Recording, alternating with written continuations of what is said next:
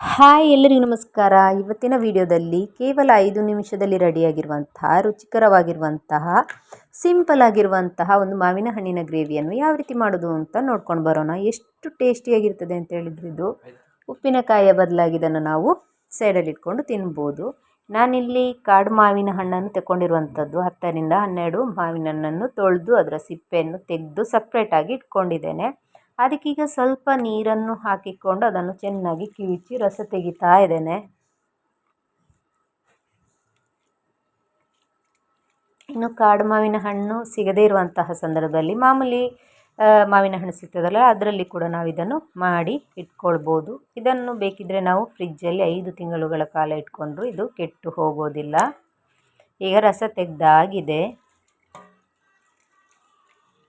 ಇದನ್ನೀಗ ಪಕ್ಕಕ್ಕೆ ಇಟ್ಕೊಳ್ಳೋಣ.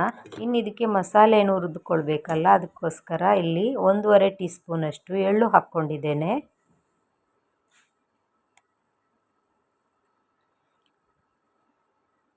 ಅದರೊಟ್ಟಿಗೆ 1 ಟೀ ಸ್ಪೂನಷ್ಟು ಜೀರಿಗೆ, ಎಲ್ಲವನ್ನು ಚೆನ್ನಾಗಿ ಹುರ್ಕೊಳ್ಳುವಂಥದ್ದು.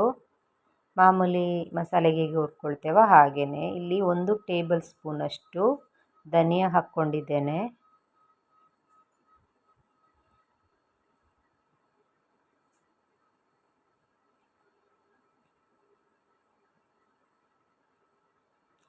ಒಂದು ಟೀ ಸ್ಪೂನಷ್ಟು ಸಾಸಿವೆ, ಅದರೊಟ್ಟಿಗೆ ಸ್ವಲ್ಪ ಮೆಂತ್ಯ ಕೂಡ ಹಾಕ್ಕೊಂಡಿದ್ದೆ ಆಯಿತಾ, ಒಂದು ಅರ್ಧ ಟೀ ಸ್ಪೂನಷ್ಟು. ಆಮೇಲೆ ಇಲ್ಲಿ 8ರಷ್ಟು ಬ್ಯಾಡಗಿ ಮೆಣಸು ಹಾಕ್ಕೊಂಡಿದ್ದೇನೆ.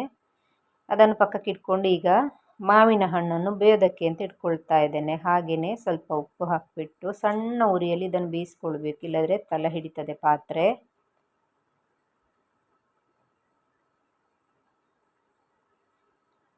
ಈಗ ಮಸಾಲೆಯನ್ನು ನೀರು ಹಾಕಿ ರುಬ್ಬಿಕೊಳ್ಳುವಂಥದ್ದು. ನಾವು ಹುರಿದಿಟ್ಕೊಂಡಿರ್ತೇವಲ್ಲ ಅದನ್ನು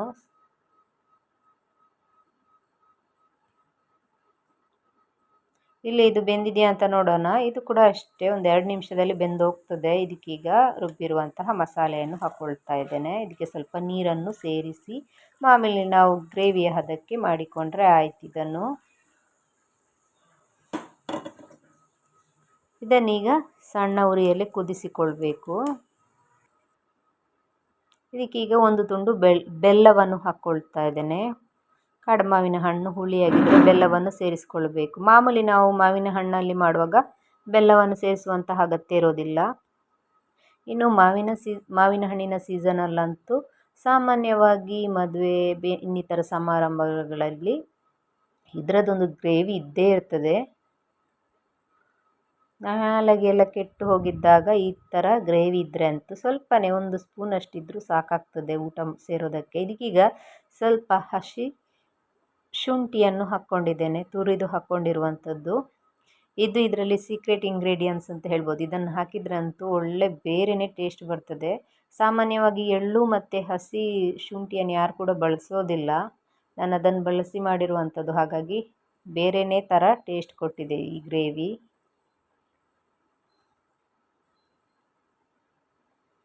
ಇನ್ನು ಇದು ಚೆನ್ನಾಗಿ ಕುದಿ ಬಂದ ನಂತರ ಇದಕ್ಕೀಗ ಒಗ್ಗರಣೆ ಹಾಕ್ಕೊಳ್ತಾ ಇದ್ದೇನೆ. ಬೆಳ್ಳುಳ್ಳಿ ಆಮೇಲೆ ಸಾಸಿವೆ ಎಲ್ಲ ಹಾಕಿ ಒಣಮೆಣಸೆಲ್ಲ ಹಾಕಿ ಒಂದು ಒಗ್ಗರಣೆಯನ್ನು ಹಾಕ್ಕೊಳ್ಳುವಂಥದ್ದು. ಇನ್ನು ತುಂಬ ಹಿಟ್ಟು ಅಂತ ಅನಿಸುವವರು ಇದಕ್ಕೆ ಸ್ವಲ್ಪ ಜೀರಿಗೆನೂ ಹಾಕ್ಕೊಂಡಿದ್ದೇನೆ.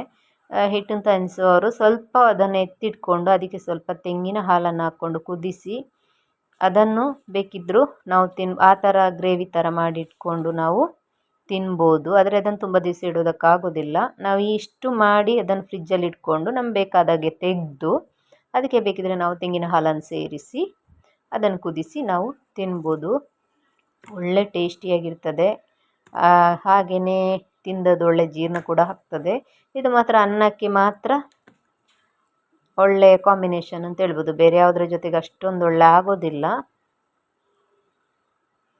ಇನ್ನು ನೀವಂತ ಇದನ್ನು ಮಾವಿನ ಹಣ್ಣಿನ ಸೀಸನ್ ಮುಗಿದ್ರೊಳಗೊಮ್ಮೆ ಮಾಡಿಕೊಂಡು ತಿನ್ನಿ, ಒಳ್ಳೆ ಟೇಸ್ಟ್ ಅಂತ ಹೇಳ್ಬೋದು. ಇನ್ನು ಈ ರೆಸಿಪಿ ನಿಮಗೆ ಇಷ್ಟ ಆದರೆ ಪ್ಲೀಸ್ ಲೈಕ್ ಮಾಡಿ, ಶೇರ್ ಮಾಡಿ, ಕಾಮೆಂಟ್ ಮಾಡಿ. ಈ ವಿಡಿಯೋ ವೀಕ್ಷಣೆಗೆ ಧನ್ಯವಾದಗಳು.